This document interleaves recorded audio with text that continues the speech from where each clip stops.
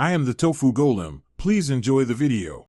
You begin by grabbing the exact YouTube URL so there's no guesswork. This is how you control where viewers land.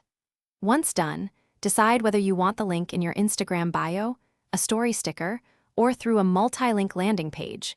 Each option serves different goals.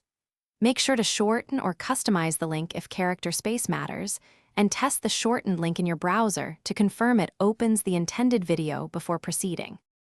Now paste the YouTube URL into your Instagram profile via Edit Profile right arrow website.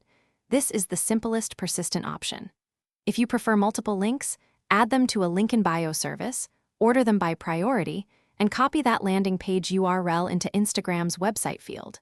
While doing this, update your bio text to include a concise CTA so visitors know why to click. Make sure the CTA and link match the video topic. This alignment increases click-throughs and viewer intent.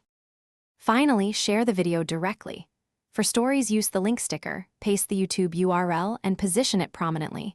For feed posts, direct users to the bio link with a strong caption and pinned comment.